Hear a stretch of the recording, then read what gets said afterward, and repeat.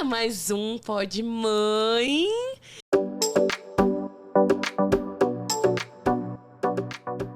E, gente, vocês vêm acompanhando a Gabi. Oiê! Gabi está arrasando. Torçam por mim! Bom, hoje temos um assunto muito legal, muito interessante com Carlinha Souza. Ela é neuropsicopedagoga. E aqui temos também as nossas hostess, Gabi. Oiê! Roberta Santo e Roberta da Pipu. Bom, a Carlinha, ela vai contar um pouquinho aqui pra gente, dar várias dicas pras mamães. E não deixem de entrar na Pipu, que a Carlinha também atende pelos créditos Pipu. Tem todos os contatos dela lá na plataforma, na área de parceiros, tá bom? Carlinha, conta um pouco pra gente o que é neuropsicopedagoga. É difícil a palavra, né? Gente, tem que pensar pra falar. Não é neurologista, nem psicóloga, nem professora, né? Mas é tudo junto. Nossa, é verdade, é neuro. É uma ciência nova, né? Ela abrange a parte cognitiva, né, que é do professor, que é o conhecimento, a parte psicológica, que nós também vemos na criança, e a neurológica, que é onde você vê os problemas que atingem a parte cerebral. Então, é uma mistura da psicologia com a neurociências e a pedagogia. E aí você faz atendimentos, Faço certo? atendimentos. Eu faço atendimento em consultório e faço atendimentos em casa também.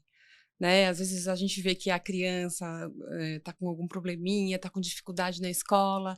Aí as mães me ligam, a gente conversa e eu vou até em casa, faço testes.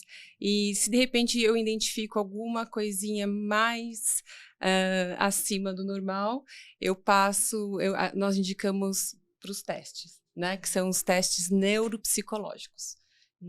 Que aí você tem certeza, por exemplo, um TDAH, um autismo, né, ou às vezes um TOD, alguma outra coisinha que tenha atrapalhado na dificuldade da criança de aprender na escola. Que interessante. E a sua trajetória, e como é que foi para chegar nessa especialidade? É assim, ó, eu trabalhava com nada a ver com isso há uns 15 anos atrás, né? Eu trabalhava com moda, eu fui estilista de moda por 15 anos. Agora eu entendi o brinco, o anel, entendeu? Toda estilosona. Aí aconteceu um transtorno muito forte na minha vida, eu me separei, né? Aí deu aquele baque, assim, né? Eu falei, putz, e agora o que eu vou fazer? Larguei tudo. Tudo que eu fazia, não tinha mais vontade, não quis fazer. Aí eu tinha um amigo que trabalhava numa ONG com crianças, e aí eu tocava um pouquinho de piano e sempre fui muito musical. E aí ele falou pra mim assim, Carla, vem cá, faz um projeto, vamos ver se você consegue fazer alguma coisa aqui com as crianças. E aí eu fui. E aí, chegando lá, comecei a olhar para as crianças, e aí a gente fazia a iniciação musical e tal, e eu me apaixonei por criança. Falei, quero saber mais, eu quero conhecer a mente da criança. Aí fui estudar pedagogia. Aí quando você entra na área da pedagogia, abre várias outras áreas, né? Aí da pedagogia eu fui para psicologia, depois eu fiz psicopedagogia, depois eu fui parar na neurociências, né? Então, aí foi assim. Foi assim que eu cheguei. E aí você dava aula em escolas? Dava aula em escola, dei aula há 6 anos, num colégio bem grande de São Paulo. Um colégio bacana. E aí, antes da pandemia, eu fui demitida. E aí, na pandemia, eu comecei a me dedicar mais à parte da clínica, né? A parte clínica. Então, aí eu comecei também. Aí começou a vir as propostas de eu estar indo na casa das pessoas, porque na pandemia a gente não fazia nada, então a gente ia tal, aí comecei a chegar perto das crianças, assim, com as dificuldades das videoaulas, né? Sim. Que foi Nossa, assim, o que você acha sobre isso, atraso, Roberta? assim, Roberta, não, a videoaula foi um inferno na vida das mães, né? Porque, assim, era difícil para a criança entender. Eu acho que tem uma questão aí de faixa etária, né? Você conhece muito mais do que a gente, mas a minha filha, por exemplo, com 5 anos, era muito difícil. Ela dormia na aula. Né? Ela dormia. Muito, ela estuda numa escola bilíngue e ela falava, mãe, essa aula é muito chata. E, de fato, era muito chato. Imagina, eu estudar estudar inglês no computador, não dava. Mas assim, Carla, que momento você indica, tá, a mãe a procurar um especialista como você? Quais são os sintomas? Eu não sei se a palavra tá correta, tá? Tipo, eu tô sinais, vendo que, né, talvez. Que a pessoa procure um profissional como você. Quais são as dicas, né? Porque eu acho que tem um monte de mãe aí assistindo e às vezes tem dúvida, né? Será que tá normal? Será que não tá? Será que é o desenvolvimento correto naquele período, né? Ou pelo menos dentro da faixa? Exatamente. E assim, de repente, você também consegue identificar que tá tudo bem, né? E até passar isso pra mãe. Olha, Sim. mãe, não tá tudo bem. É só um tempo. Isso. Porque a gente vê muito isso. Cada criança tem um tempo. Isso a gente ouve falar muito e, assim, na convivência com a criança, você vê que realmente é verdade. Não é porque uma criança já está lendo que a outra da mesma sala tem que estar no mesmo tempo lendo igualzinho ela, super bem, com pontuação. Não. Cada criança tem o seu tempo. E isso é normal, né? É normal. Então, é normal. em que momento, enfim, você indica a mãe chamar você, né? Então, Carla, me ajuda! Geralmente, as mães me chamam, é mais provável por causa disso. Ai, tá todo mundo na classe lendo, mas a minha filha não tá lendo, não tá conseguindo, não escreve direito, a letra cursiva. Aí me chamam. Aí eu vou na casa, faço entrevista, a anamnese que nós falamos com os pais, né? Para pegar desde o início, às vezes tem alguma coisinha no meio, se for no psicológico, algum traumazinho que está atrasando isso. Ou então é alguma deficiência mesmo. Né? Então é na hora que assim que a mãe geralmente se desespera quando os amiguinhos todos estão lendo e a filhinha ou o filhinho dela não está lendo. Aí eu sou chamada. Entendi. E aí, assim, como é que é essa história dos pais, né? Algumas pessoas dizem que quando você faz uma terapia, por exemplo, no filho, os pais precisam muito participar. Porque no final eles também têm que entender e tem regras e tem funções dos pais para que efetivamente a criança melhore. E isso é real. Sim. Você defende essa tese também. Eu defendo. Se o problema não é com o pai, com a mãe. Eu já ouvi falar sobre isso, que às vezes o problema nem é a criança é reflexo do que acontece em casa. A gente conversa muito e fala assim, você quer conhecer uma família? Conversa com uma criança. Legal. Você sabe direitinho, assim, como que a família é. Se é uma família, assim, com rotina, se é uma família bagunçada, se é uma família que briga, se é uma família que tem amor. Conversa com uma criança que você entende a família, né? Então, eu acredito, sim, que a terapia tem que começar com os pais. Tem que começar com os pais. O que será que sairia da Maria? Ai, conheço a Maria, hein? Ai, fala, quero. Gente, será que a Eva vai falar que lá em casa Não é bagunçada? Que o pai e a mãe nem param em casa? Ai, mãe, Não, mas não é. Você sabe o que acontece muito, que eu vejo, assim? Não, mas eu acho assim, a nossa vida é muito corrida sim, hoje, né? Sim. Então, às vezes, tem pais que terceirizam muito a educação da criança, né? Por exemplo, você vê às vezes criança com base com que a babá fala, né? A mãe só chega à noite e fala beijinho, beijinho, olha, eu trouxe para você um presentinho, tchau, né? Não tem um final de semana, não põe a criança para dormir, né? Não conta uma história antes de dormir. Esse negócio de história antes de dormir, às vezes a gente fala, vou contar uma história só para dormir. Mas vocês não têm noção de como a criança espera aquele momento para ter com a mãe. Às vezes mais do que a história, né? Mas a história também. Ela vai dormir, vai entrando. É um meio, né? É um meio de ligação. Só. E é muito importante. Ontem, vou dar um relato meu. Ontem, a Eva nem entende, né? Se eu tô lendo uma história, se eu tô contando um negócio, ela só fica prestando atenção, assim, né? Que a minha tem 10 meses. Só que ela já tava de pezinho assim, ó. Eu vi um livro na poltrona e falei, é esse. E tinha um negócio assim, Bons Sonhos. Acho que é um livro pra ir contando história na hora de dormir. E tem até, nessa hora boceja. Tipo, tem algumas coisas pra mãe fazer quando tá contando. Nessa hora você fala mais baixinho, não sei o quê, né? E eu fui lendo, e ela tava super agitada, a milhão, assim. Antes de tomar banho. E eu, meu Deus, ela tem que dormir, já tava passando a hora. Peguei o livro, assim, deixei um pouco longe, que ela fica batendo no livro. E aí, ela foi ficando quieta e prestando super atenção no que eu tava falando. E eu fazendo as entonações lá da legenda, né? Não sei o que, lendo o livro. E ela ficava olhando. Fazendo olhava lição de casa, né? E ela olhava a minha boca mexendo. Ela não tava entendendo as palavras que eu tava falando, mas ela ficava olhando assim minha boca. Aí eu falava, não sei o que, e ela... Gente, ela foi ficando... Ela tava de pé, assim. Ela foi sentando no meu colo. Eu falei, agora é a hora do banho. Bum.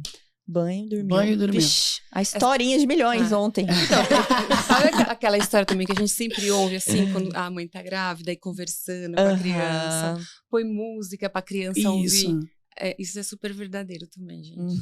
Assim, sabe? Eu tenho uma história, assim, de um paciente que eu tive uma época atrás, que a mãe dele era pianista, e aí ela tocava piano, né, quando eu tava grávida e tal, e aí uma vez ele sentou no piano, ele já estudava também o piano, e começou a tocar uma música. Aí a mãe olhou e falou assim, onde você viu essa música? Aí ele falou assim, não sei, mãe, tava na minha cabeça. Tava na era a música que Era ela a tocava. música que ela tocava pra ele quando tava grávida. Eu acho essa história fantástica. Ai, gente, me arrepiou. E é verdade, assim, eu conheci esse caso. Porque já sente, né? O neném já sente. Já sente muito. E a história é a mesma coisa, sabe? Você vai contando Nossa, história ontem foi demais. Então. E a Maria, ela quer sempre a mesma história.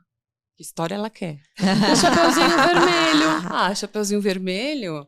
Ela adora. E aí... Já vai fazer um diagnóstico a aqui, história ó. do Chapeuzinho Vermelho, você pode trabalhar muito, assim, sabe? Aquele negócio, olha, não fala com estranhos. Sim. Né? Sim. Não pegue nada de ninguém. De Ela é ninguém. super importante, assim, na educação infantil. E ela gosta, e aí, porque agora ela já tá dando beijinho de boa noite, vai pra caminha dela e deita. Quando ela tá meio agitada, ela fala, mamãe, deita e conta uma historinha, porque ela sabe que se eu contar a história, ela vai pegar no sono. Sim. E Se aí acalmar. ela pega e... Ou então, tipo, a gente reza antes de dormir, aí ela vai pra cama. Quando ela não consegue dormir, ela fala, mamãe, reza de novo, porque ela sabe que é rezar sono. Essa não funcionou, né? Essa não funcionou. Dá pra trocar a oração? Era Pai Nosso, vamos rezar um credo, porque assim, não tô gostando. Ave Maria. Tô muito agitada. Ave Maria, Carla, deixa eu te perguntar uma coisa. Existem, né, várias informações e teses e etc. Todas as mães, hoje em dia, é normal, elas trabalham muito e etc. E tá tudo bem. E eu acho que, né, o Pode Mãe existe. É o mundo que a gente vive, Exato. esse. E a gente tem, né, o Pode Mãe existe pra isso, a gente quer compartilhar, a gente quer não deixar a mãe livre, não ter culpa de horário e etc, né? A gente fala bastante sobre isso aqui. Mas a questão da qualidade, é melhor, pra você, é melhor ter qualidade do que quantidade? E quando eu chamo, assim, de qualidade com o filho do que quantidade, eu falo o seguinte, eu passei a tarde inteira com meu filho, mas eu passei a tarde inteira com meu filho olhando celular. E o meu filho, sei lá, assistindo Peppa Pig, ali, sei lá, enfim, né, brincando, fazendo outra coisa. Não tem interação, tem o corpo presente, a criança tá aqui, a mãe tá aqui. Ou o pai, enfim, aí, né, eu acho que tanto faz. A questão da qualidade, efetivamente. Eu fico com o meu filho, mas naquele momento eu estou com o meu filho. Como é que é isso pra você? O que você acha? Um depoimento mesmo. Então, eu acho assim, se você vai ficar com seu filho, é com seu filho, não é com o celular. Né? Eu acho que isso faz uma grande diferença. Você ouvir a criança. Né? Eu fiquei em sala de aula há algum tempo e eu acho que o meu diferencial como professora sempre foi assim, ouvir a criança. Assim, nem se fosse 5 minutinhos. Porque às vezes a professora vai correndo, tá, depois você fala, aí a gente fala, vamos lá, vamos ficar. Não, aí eu sempre parava e eu ouvia a criança. E até tem um caso, assim, é aquilo que eu volto a falar. A gente ouvindo a criança, a gente conhece a família. Aí ele tava meio tristinho, aí eu falei para ele assim, por que você tá desse jeitinho, né? Por que você não tá animado hoje, sorrindo? Aí ele falou assim, sabe o que é? Eu não vou ganhar presente de Natal. Eu falei, mas por quê? Aí ele falou assim, é porque o meu pai tá gastando todo o dinheiro dele com cerveja. Olha o que a criança pensava. Porque o tempo que ela tinha com o pai dele, o cara acho que, né, só bebia tal, bagunçava tal, e não dava atenção pra criança. Então você vê, o que ficou na mente da criança foi aquele momento. Né? Não foi assim, de repente... E ele cria, né? Então, ele cria. A criança tem uma imaginação. E assim, até os 6 anos de idade, a gente fala que é a idade de ouro. O que você quer colher na adolescência, você planta até os 6 anos. Caráter. Certo, sabe? Ótimo. Ótimo. Essa é uma boa dica. Caráter, assim, os princípios. Até às vezes falar de carreira, sabe? Às vezes tem pessoas que falam assim, não pode falar se você vai ser médico. Não pode falar você vai ser médico. Mas você pode falar assim, olha, existe essa profissão que é super legal, você vai cuidar de vidas, você vai tratar pessoas. Né? Tem formas para nós falarmos com a criança. criança, Sim. né? Você não pode impor, lógico. Sim. Mas até os 6 anos é a idade de ouro. É complicado. Eu tenho um depoimento, sei lá, talvez eu até me emocione, mas no Dia das Mães, a minha filha gravou um vídeo, né? Ela tem 10 anos, a mais velha. E ela gravou um vídeo, e é engraçado porque meu marido não fala nada de inglês. E ela estudou na escola bilíngue, era em inglês. E ele ficou assim, tipo, X, e eu chorava. E depois ele perguntou, Roberto, por que você chorava? Eu falei, nossa, você não... não. Você não entendeu? E, na verdade, assim, ela falou tudo o que ela sentia, sabe? Num vídeo. E eu fiquei feliz até da forma com que ela aceita as coisas. Mas uma das coisas que ela falou no vídeo foi isso. Eu sei que a minha mãe trabalha muito porque ela quer dar o melhor pra mim. Eu sei que todas as coisas que ela planta é pensando no meu destino e da minha irmã. Ai, que fofa. E ela acabou falando, tipo, a minha mãe se separou do meu pai porque meu pai era um mau pai. E ela arrumou, assim, um outro marido que ele é muito bom pai pra mim. Então, assim, eu sei que ele é bom pai, óbvio, eu sei, né? Senão nem estaria casada com ele, mas... ela falar, entendeu? Assim, sozinha, é a história dela. E aí falou, e minha mãe trabalha muito. Hoje eu tenho um bom pai, minha mãe trabalha muito pra dar o melhor pra mim e pra minha irmã. Então, quando ela fica com a gente, ela fica com a gente. Tudo ela falou da gente, né? Ela colocou a irmã, lógico, né? Mas ela fica com a gente. E pra mim é ótimo. Porque eu sei que o esforço dela é por nós. Você, assim... Ai, que lindo. É bonita a história. Eu fiquei... Mas, assim, você entrou num ponto, assim, que eu nem sabia se eu ia poder falar aqui. Porque, como a gente ia falar de educação infantil, mas que eu acho muito importante sempre tocar. Os maiores problemas que eu encontro são em crianças com pais divorciados. Uhum. O divórcio, ele traz para a criança, chega a ser um trauma, assim, muito forte. Muito, muito, muito forte. Deixa consequências, assim, que às vezes elas não põem para fora, ficam dentro delas. Crianças que às vezes pensam, a culpa foi minha, ai, meu pai se separou da minha mãe foi porque eu nasci, eles não me queriam, ai, meu pai queria que tivesse me abortado. Então a gente ouve várias histórias. Então, assim... E depende da idade, Carla?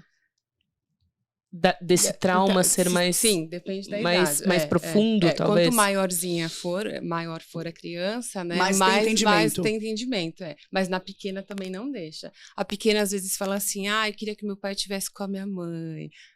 Então, porque assim, né? A criança, assim, sempre vai querer que o pai esteja com a mãe. Sim. Né? Assim, eu não conheço o seu caso, né? Não, na realidade, o meu ex-marido, ele era muito agressivo verbalmente, né? Então... E ela, que é a mais velha, sofreu um pouco.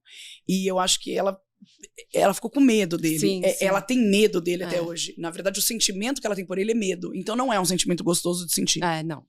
A menor, não, porque eu tava grávida quando eu me separei, justamente porque ele queria que eu abortasse, etc. Então, assim, a menor não tem relação com ele. Nenhuma relação com ele. Ela não passou pelo trauma da separação. Pra ela, ele é uma pessoa legal, assim... Mas ele tem contato com ela? Ele tem pouco, assim, ele pega cada 2 meses, um dia, vai almoçar com elas e volta. Então, pra Betina, que é mais nova, ok, tá tudo bem. Sabe assim, é legal. É só um almoço, né? É só um almoço. A outra tem um certo medo, então, assim, ela vive melhor, né, hoje, nesta família. Né, ela nessa organização. Família, no olhar dela, a família dela é essa de hoje. Isso. Então, eu realmente fiquei muito emocionada, porque eu não... Sei lá, é lógico que a gente conversa, eu converso bastante com ela. Mas não... Sei lá, não achei que ela ia se expor, assim, então, na sala. Não, mas a conversa com uma criança faz toda a diferença. Por mais coisa pequenininha que seja. A gente acha que não entende, né? Não, elas entendem. Entendem tudo. Entende. Elas entendem. E depois, às vezes, passa um pouco, aí ela fala, lembra, mãe, que você falou aquilo? Não sei o quê. E você nem tchum. A criança guarda tudo. É isso mesmo. Até falando da separação, assim, no meu caso, a separação dos meus pais, na época... bom, pensei que você já queria separar também. Pelo amor de Deus. Eu sou contra o divórcio. Vamos parar com isso, vamos parar. Então, em alguns casos, acho que não. Em alguns casos, não, eu sei. Acho que não, eu também acho que não. Mas eu acho que sim, você pode lutar, de repente, isso, né? Isso sim, Carla. Eu sou super a favor de você lutar pelo casamento. Quando os dois querem, tem que lutar junto. Porque se só um luta, não vai dar. Não, eu sou a favor de... Assim, acho que nenhum relacionamento também é 100%. Você passa por fases difíceis, é normal. Mas eu sou a favor de você lutar. Sim, eu também sou. E na época eu tinha 15 e a minha irmã tinha 9. E aí você fala de cicatrizes mais leves e mais profundas, talvez. Na época, eu como adolescente, eu fiquei bem revoltada. Bem revoltada mesmo, assim, eu fiquei até um tempo... E olha que minha mãe sempre foi a minha... Assim, eu sempre idolatrei minha mãe. Minha mãe sempre foi tudo pra mim. E aí, na época, eu virei a cara mesmo, sabe? Aquela coisa de adolescente. Porque eu ficava com a minha irmã. Minha mãe tinha que trabalhar o dia todo, chegava às vezes bem tarde. Ela também queria viver a vida dela. Hoje eu super entendo, porque na época ela tinha 30 anos. Então, assim, ela tava no auge da vida dela. Mas eu, como 15, não tinha muito essa percepção, né? E aí, eu que levava a Fernanda na escola, fazia almoço, fazia janta, dava comida, levava ela... tipo, festinha na escola, reunião de pais. Então, eu que fazia todas essas atividades no dia a dia, pela nossa diferença de idade, e eu fiquei revoltada. Então, assim, quem olhava pra situação, Roberta, 15 anos, super revoltada, que nem queria falar com a minha mãe direito, até que meu pai teve que ir um dia em casa e falar, olha na cara da sua mãe, eu não queria nem olhar. É brava, né? Não, eu nunca fui, mas eu fiquei muito revoltada na época, sabe? Foi uma coisa de, revolta, eu chorava e tal. E a minha irmã esperava a minha mãe chegar, ia fazer escova no cabelo dela, sabe? Tinha toda aquela coisa. Agora, olhar o reflexo profundo de cicatriz. Eu não tenho absolutamente nenhum. Foi uma fase que eu me revoltei, que eu fiquei brava e tal. Até para a quantidade de atividades que eu acabei assumindo. E passou, eu não tenho. Acho que pode ser isso também, foi na idade. Como você recebeu uma carga, né? De uma demanda que você não estava acostumada. E aí, pra mim, hoje, assim, eu não tenho nenhum tipo de trauma ou ressentimento, assim. Não sinto que seja algo que pese em mim. Mesmo que na época meu pai ligava constantemente pra xingar minha mãe, pra reclamar da minha mãe, pra falar da minha mãe, sabe assim? Porque ele não aceitava a separação. Só que eu sinto que a minha irmã tem uma cicatriz muito mais enraizada e profunda. Escondida? Por mais que ela não tenha tido... Você acha que tá escondida dentro dela ou você acha que ela fala? Que fez parte realmente da vida dela e que ficou profunda, sabe? Eu sei que até... Ela vai assistir, ela vai ficar brava comigo. Eu sei até que uma época ela escreveu uma carta pra minha mãe, assim, imensa, pra conseguir pôr pra fora, sabe? Então, mas isso mexeu muito com a personalidade dela. E eu acho que talvez pela minha idade ser um pouco mais avançada e tudo mais, não mexeu tanto com a minha personalidade. Tipo, foi uma coisa que de momento, que aconteceu naquela época. Mas ela era muito mais nova. Então, eu acho que aquilo foi muito... Tanto que, quando meu pai saía com a gente, era sempre pra falar mal da minha mãe. E aí, um dia ela chegou assim pro meu pai e falou assim... ó, parabéns. Não é que era mas sempre chegava no assunto, e sua mãe? Ah, mas sua mãe fez isso. Então, sempre o assunto virava minha mãe. Cansativo. Pra criança eu sei que um dia ela falou assim, pai, é o seguinte... Com 8 ou 9, foi por ali. Se for pra falar da minha mãe, eu não venho mais. E aí, ele até levou um choque, né? E aí, ele parou. Assim, pelo menos com ela, né? Porque aí ele ligava pra mim. Mas eu acho que a separação, assim, ela tem um peso muito grande pra criança entender o que aquilo significa, né? Assim... E depois, às vezes, assim, também formam duas famílias. Né? A família do pai e a família da mãe. Aí, às vezes, também tem a guarda compartilhada. Né? Ela tem uma semana de um jeito e a outra semana de outra. Ela não sabe qual é a rotina dela. Não. E faz comparações. Exatamente. Aí eu não sei. Aí é muito individual. Eu acho que cada família é uma e tudo bem. Não sei. Eu conheço famílias que a guarda compartilhada uma semana aqui, uma semana lá funciona, e eu conheço famílias que não funcionam. Então, assim... E o que você sugere, Carla? Até no sentido de conversar, de os pais analisarem, porque eu acho que independente se há ou não há uma separação, a gente tem que ter um bem em comum, né? O filho é em comum e que ambos têm a responsabilidade de educação. Então, o que você sugere nesses casos? Como tratar essa situação? Como tentar trazer uma rotina mais próxima, talvez? E o quanto isso talvez é difícil de ser feito na prática? Então, na prática, eu vou falar a teoria e a prática. Na prática, eu acho difícil, né? Também depende muito do casal, né? Mas eu acho muito difícil você ver, assim, um casal separado que sai junto com os filhos, que vai tomar um café, que não discute, que conversa. Tá bom, assim, tá bom. Não, vou fazer desse jeito. Uhum. É muito difícil você ver um casal assim, muito. Mas acontece às vezes. Até o ano passado eu atendi uma família que era assim, eles eram separados, mas o rapaz às vezes dormia na casa dela pra ficar com a menina. Era super legal, eles tinham uma amizade Eu super tenho uma bonita. amiga que eles são separados, eles têm um filho, inclusive ela tá grávida agora. E o pai da criança fica junto com o marido dela, o atual marido dela. Eles montam a cama do filho dela. Sabe? É tipo assim. Uma amizade. Todo mundo criou, junto. Então, é assim, bem maduros. Se assim. fosse assim, ia ser. Não e teríamos aí problemas. O nenhum. filho fica muito feliz, porque ele tá com o pai, ele chama o marido dela de tio. Uhum. Então tá assim, fica todo mundo muito feliz ali. Então. Eles não têm problema. Assim. Porque às vezes também a gente vê assim, muitas vezes, que nem no seu caso. O pai falando assim, mal da mãe influencia a criança. Tanto que você chegou uma hora que você falou, putz, eu não quero que ele fale mais da minha mãe. Você já era mais velha, você conseguiu falar. Agora a criança, quando ela é menor, ela vai ouvindo. E vai entrando nela. E tanto quando, assim, a mãe também fala mal do pai. Puxa, meu pai fez isso, meu pai fez isso com a minha mãe. E, puxa, não sei o que lá e tal. Então, assim, separou. Acabou. Eu acho. Cada um para um lado e não fala mais do outro. Isso, não fala pra criança também.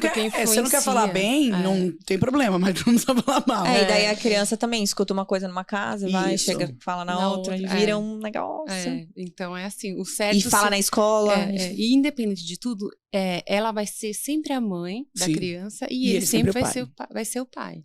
Então, se a gente alimenta a criança com palavras também. Né? Então, o que você fala para a criança, ela acredita, né? E principalmente uma mãe, né? Que é assim, é a pessoa mais assim, importante, não tira nos pais, né? Mas a mãe, ela tem uma carga maior sobre a criança, né? Então, o que a mãe fala, a criança acredita. E é engraçado, porque, por exemplo, para Maria... Todo mundo fala, você vai ter outro filho e tal. Eu falei, eu quero. Mas dá super trabalho. E assim, eu não sei se já virou um jargão, sabe? Nossa, dá bastante trabalho, coisa do gênero. E ela escuta. E aí eu parei com isso, porque eu comecei a perguntar pra ela, Maria, você quer um irmãozinho? Não, mamãe. Por que você não quer irmãozinho? Não, dá muito trabalho. Sim, ela replica, né? Ela replica, só que aquilo vai ficando tão... Assim, qual é a minha preocupação e o meu medo sobre isso? Ela não querer nem ter filho. Ela não querer ter filhos. E ela, todo mundo assim, fala que dá trabalho. Apesar de causar um trauma, né? Exatamente. É um trauma que você então hoje eu falo pra querer. ela, amor, não tem problema, ele vai dar trabalho. Você também não dá trabalho? Você dá trabalho, mas... Você vai ajudar, você vai cuidar, você vai me ajudar a trocar fraldinha lá. Ai, eu não vou pôr mão cocô. Então, eu tô tentando reverter. Tipo, uma coisa que pra mim era um jargão. Sabe aquela coisa? Putz, não sei, dá muito trabalho e tal. E ela começou a repetir isso depois de um período. E aí, a minha preocupação realmente é essa. E ela escuta realmente tudo. Tanto que eu falo pra ela sempre assim, quando ela começa a tentar alguma coisa, eu falo, Má, você não pode desistir. Você tem que continuar, tem que tentar, tenta de novo, eu te ajudo, mas não desiste. E aí, tudo que você fala pra ela e que você muda de ideias, crianças assim em volta, não, você não pode desistir. É isso. Não pode. Ela replica. Tudo que você falar, ela vai aprender. É muito profundo. As palavras, assim, têm uma força imensa com as crianças. Tem. Você vê alguns casos de pais, assim, que às vezes falam, você é burro, não entende isso daqui, é tão fácil, é 2 mais 2. Aí a criança vai acreditar que ela é burra. E cresce com aquilo. Putz, eu sou burra, eu não vou conseguir passar na vaga do emprego. É isso, eu não vou conseguir, sabe, passar no vestibular. Eu não vou conseguir. Então, é muito importante o que fala. As palavras que uma mãe, um pai soltam para uma criança. Tanto você pode às vezes nem percebe, não né, percebe, o que fala, mas tanto você pode tem muito poder. fazer brotar uma flor, como também murchar ela. E aí, se murcha, às vezes não volta. E aí vive aquela pessoa, aquele adulto murcho, sabe? Assim, desanimado, só reclama, não acredita em nada, começa uma coisa e não termina, sabe? Desiste. Isso É isso mesmo. É tudo reflexo da infância. É da infância. Tem quando eu fazia faculdade, tinha um professor meu que falava assim: a educação infantil, ela é mais importante do que a faculdade. Porque o que você plantar na educação infantil, o que você ensinar para uma criança na educação infantil, ela vai buscar na faculdade. Por exemplo, você planta na educação infantil nada, aí na faculdade é aquele povo que é bagunça, sabe? Tal, não sei o que lá. Aí repete um ano. É vida louca, né? É vida louca. Jubila, fica há 20 anos na mesma faculdade. Aí outra coisa também, a rotina é importante para uma criança. Sim.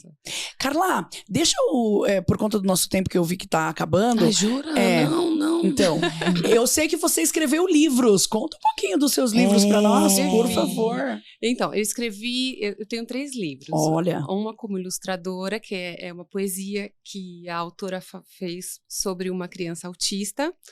Né? E naquela época eu mal sabia que eu ia trabalhar com crianças autistas, né? Então eu fiz toda a ilustração do livro.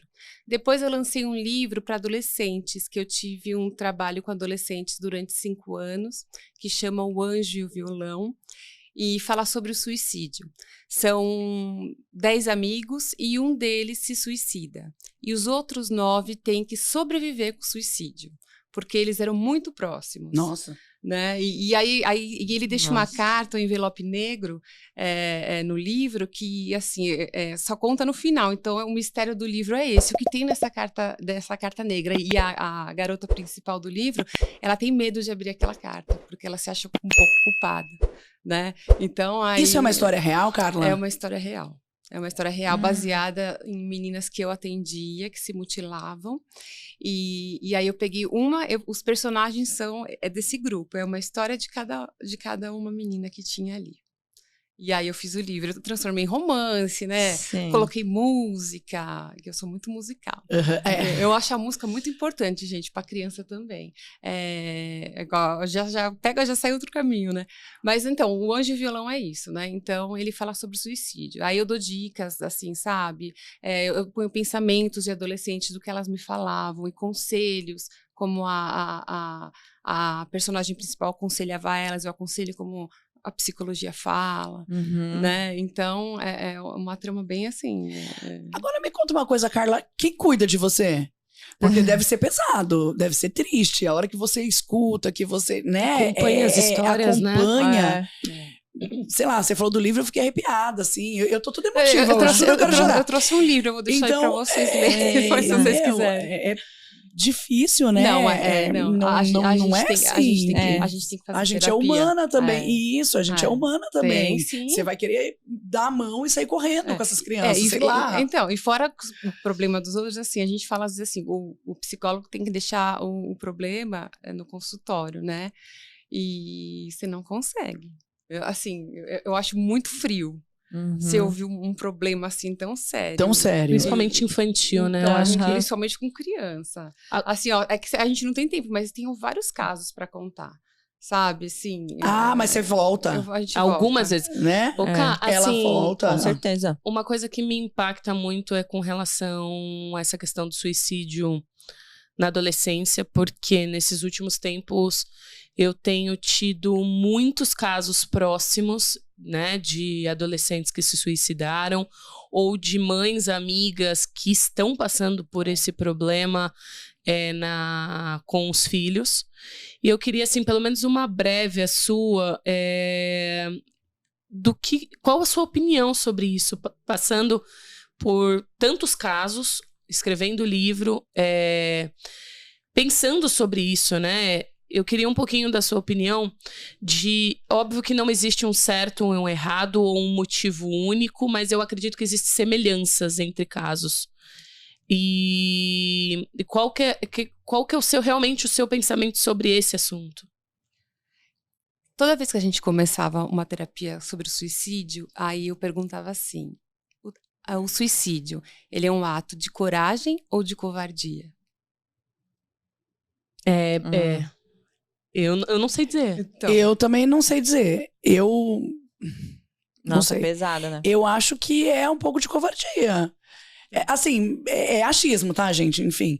Porque você não consegue seguir com os problemas. Você é covarde porque você vai deixar toda uma história que você pode mudar, ainda mais na adolescência. Isso, né? Adolescente você pode mudar muito, muito. Vai deixar uma família, vai deixar pais, né? Assim, arrasados. Porque tem que ter coragem também pra se... Tem que ter coragem, né? Tem que ter coragem. Então a gente sempre discutia muito não, isso. É uma linha muito tênue, né? Se é coragem, qual que é a opinião ou covardia. dessas pessoas? Então, ninguém sabe, assim, fala o certo. Quem nasceu primeiro, o ovo ou a galinha? Não, mas, por exemplo... No meu grupo, não... no meu, assim, na minha visão, eu acho, assim, que você tem que ter coragem pra tirar a sua vida. Mas o que as pessoas que têm essa tendência suicida... porque, normalmente, a pessoa que tem esse pensamento dentro dela... Eu já vi casos de que a pessoa não consegue pensar em outra coisa. Aquilo sempre passa pela mente dela. E tem pessoas que ouvem vozes, sabia? Eu tive um caso que a menina ouvia a voz que era pra ela se matar. E aí a mãe tava desesperada. E ela falava, mas ele tá falando que é pra me matar. Né? Mas aí já entra outras coisas. Uhum. Mas assim, o suicídio, a gente vê que assim, ó, a cada 40 segundos uma pessoa se suicida no mundo. É a estatística de hoje. Né? Então é muita gente. É alto, né? Muito. É alto. É alto. Então, a gente vê assim, às vezes, é porque brigou com o namorado, aí não consegue lidar com o não. O não é muito importante na vida da criança também.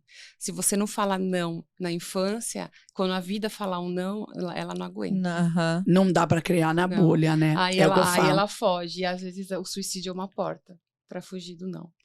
Ele não me quer mais, então eu vou me matar. E se mata. Ou até a questão de você se comparar, né? Porque eu vejo que hoje a questão das redes sociais, principalmente para os adolescentes, isso é a minha opinião, tá? Eu não sei dizer se... Tecnicamente, né? Assim. Se é uma estatística, uma pesquisa do mundo, coisas do gênero, mas eu vejo, às vezes, a gente como adulto lidar com a rede social, que falam-se muito que é o palco do outro e não o backstage, é muito difícil. Às vezes, até pra gente falar, putz, eu queria ter essa vida, eu queria fazer tal coisa. E imagino pro adolescente poder ver que um tá mais bonito, que o outro tá ficando com fulano, que o outro tá passeando, que tá saindo, que tá indo pra praia. Antigamente você não tinha esses acessos. O máximo que você ia fazer era, chegava em março na escola, você contava o que foi. Só que assim, sim. você ver e acompanhar o dia a dia não é fácil. Então... Até porque na rede social tudo é bonito, né? Tudo é lindo, Fato é que ninguém tem problema, ninguém tem frustração, ninguém tem nada. E porque ninguém quer expor o lado ruim dela, ninguém né? quer expor, exatamente. Isso é forte mesmo na adolescência.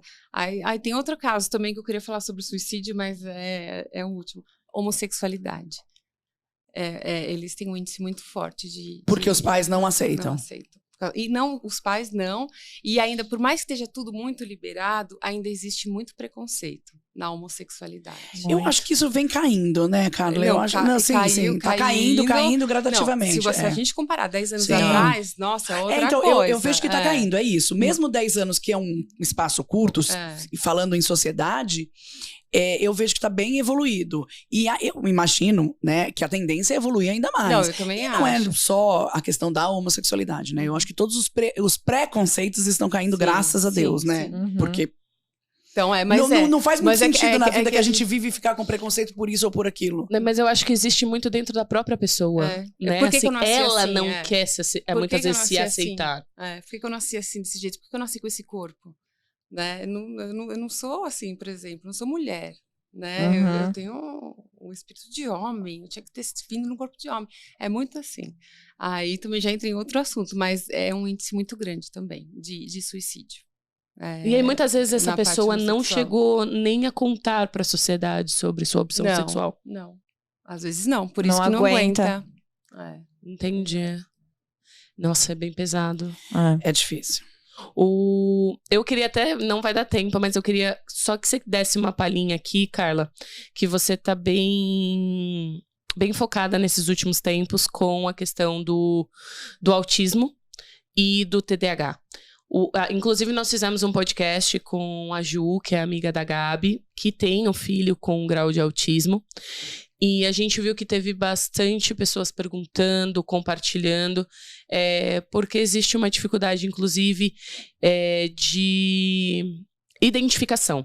Então, assim, existe um processo longo, eu acho que a gente pode voltar aqui com a Carla para falar sobre esse processo numa profundidade, mas eu acho que seria legal aqui pelo menos uma introdução no sentido como identificar, né? Tipo, quais são os principais alertas que você precisa ter no momento de identificar se uma criança tem, no caso, o TDAH. Né? O autismo a gente falou um pouquinho mais aqui, eu acho que a gente pode até trazer um outro caso e trabalhar em conjunto com um especialista, né?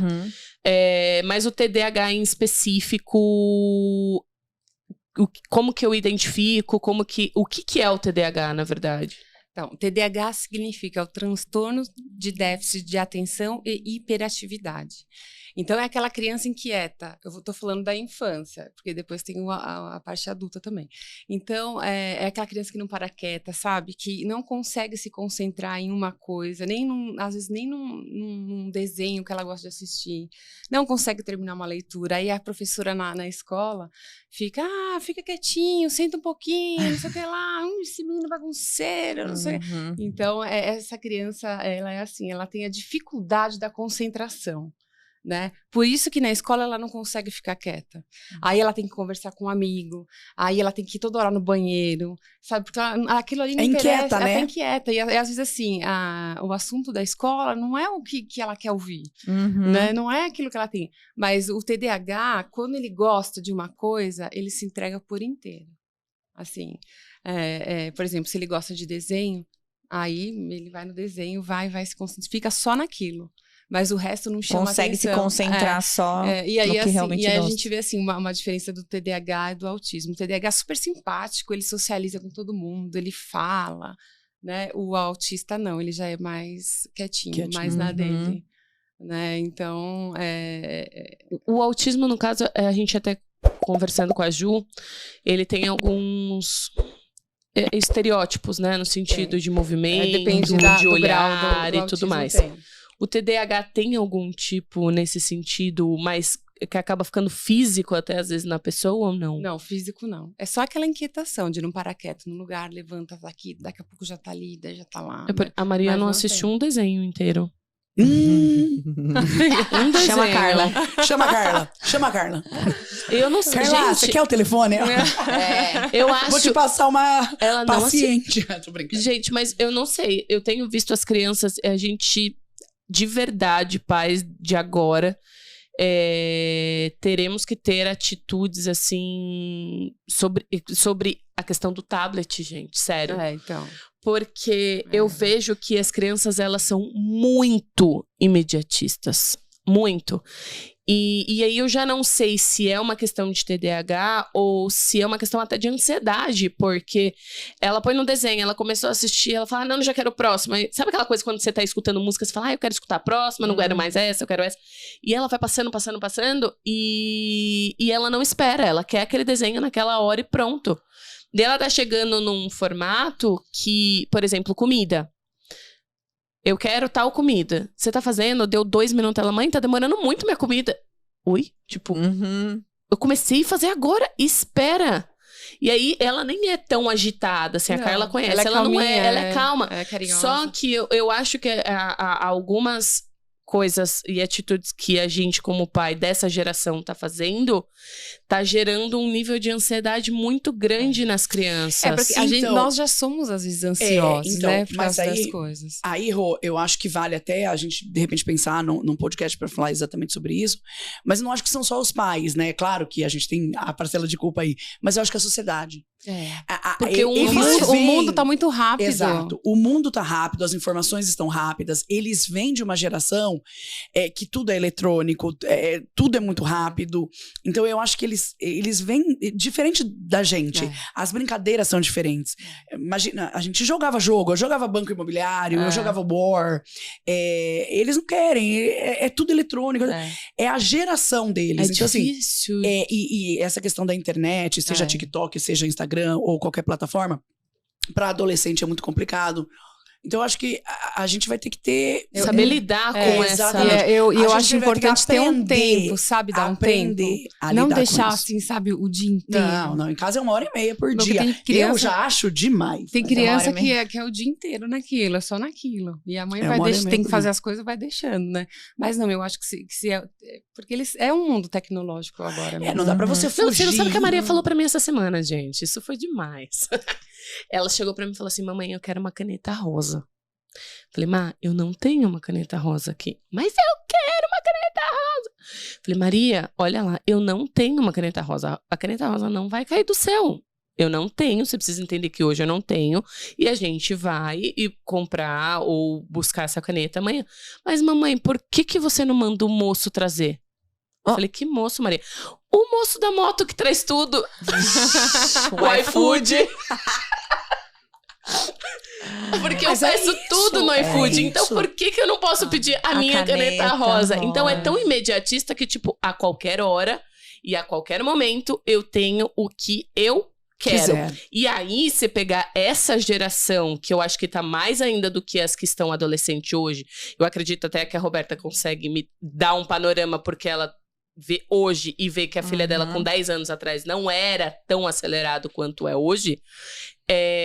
Como trazer o não pra essa criança e a velocidade que o mundo funciona, por mais que a internet esteja e etc. Gente, eu ainda demoro 6 meses pra fechar um cliente. Sim. Uhum. Não, Entendeu? Assim, eu- existe tempo, existe... Não, exato, e eu explico... Tudo é amadurecimento, né? Assim, você não aprende realmente do dia pra noite, você não se desenvolve como pessoa do dia pra noite, você não vai ter uma carreira maravilhosa no seu primeiro emprego. Então, como trazer essa geração de que realmente tudo é muito imediatista? O Mercado Livre entrega no mesmo dia ou no dia seguinte. O iFood traz em meia hora. Meia hora. Então, assim, eu já vi aplicativos, eu acho que até, não sei se é o Zé Delivery, que é 15 minutos eles têm o time de entrega. Tem aquele daqui também. Tem enfim, o Rappi né? também, do o Rappi, mercado. isso. Então, Rappi assim, Turbo. Gente, como trazer pra essa criança que, por mais que nós estamos nos beneficiando como mãe dessas plataformas e dessa tecnologia, eles usam como referência. E eu só percebi isso na hora que a Maria falou assim, mas pede pro moço trazer. É. Então, Que esperto. Como trazer esse não pra essa criança de hoje, minha e da Gabi, Uhum. daqui 15 anos. Então, assim, Porque eu é acho tudo que aqui, né? Tudo vem muito rápido. isso é um reflexo. Isso é um reflexo que a gente vai ter que pensar hoje pra construir hoje. Uhum. Porque se a gente não construir hoje, lá na frente, eu não sei se a gente consegue remediar. Bom, eu acho que a sua reflexão é muito importante, né? Acho que vale aí todo mundo refletir junto. Manda pergunta, vamos Sugestões debater, também, a gente né? debate sobre esses temas. Eu acho que é isso, a gente tá aqui pra tentar juntas, né? Entendermos melhor a educação, como que a gente vai formar essas crianças, até, né, as crianças que já estão na adolescência. Então fica aí a dica pra todo mundo refletir um pouquinho, pra gente trazer esse tema de novo. Exato. E vai mandando pergunta, a gente vai interagindo aqui com a gente. Ô, Carla, a gente vai ter que acabar, mas eu queria que você falasse pro pessoal como que eles fazem pra te achar. Se alguém quiser o seu trabalho, onde você atende, se você atende em algum lugar. Então, tem agora na Pipu. Na Pipu. Uhum. E eu trabalho numa clínica na Moca que chama Inasp. Né? E você tem algum Instagram também que as pessoas podem te procurar? Tenho. Vamos falar sobre seu filho, o meu Instagram. Que chama. E aí eu conto vários casos lá também, e tenho experiência com as crianças, e quem quiser me achar é lá. Legal. Então lá tem tudo, contato, Tem né? contato, tem tudo, telefone e tal. Eu adorei. Ai, obrigada, Obrigada por ter Carla. vindo. Você vai ter que vir mais vezes. Vai. Você tem que, Eu tem vou. que Eu vir, já muito quero saber assunto. vários casos, eu quero saber então, tudo. Eu gosto de falar bastante também, assim, eu sou quietinha, mas eu falo. E ela tem uma voz serena, né, gente? Ela Tipo, tem. igualzinha eu e Passa você, uma né, Beta? tranquilidade, né? Nossa, impressionante. Passa uma Nem sou tranquilidade. ligada nos 220, nem sou. Carla, de verdade, assim, Também. obrigada e parabéns. Obrigada. Parabéns Também. pelo seu trabalho, Obrigada, assim, viu? de verdade. Muda vidas. Talvez você É. seja um anjinho que passou por a vida daquela criança num período. É. Porque eu conheço a Carla há bastante tempo e a gente sabe, eu sei que muitas ela, assim, as crianças idolatram ela. Amam ela, assim, de paixão. E às vezes uma palavrinha, uma conversa, um dia que passou pela vida da criança faz uma super diferença. Tá? Obrigada, meu amor. Muito obrigada, Obrigada, viu? Obrigada, meninas. Um beijo, Adorei também. gente. Até o próximo.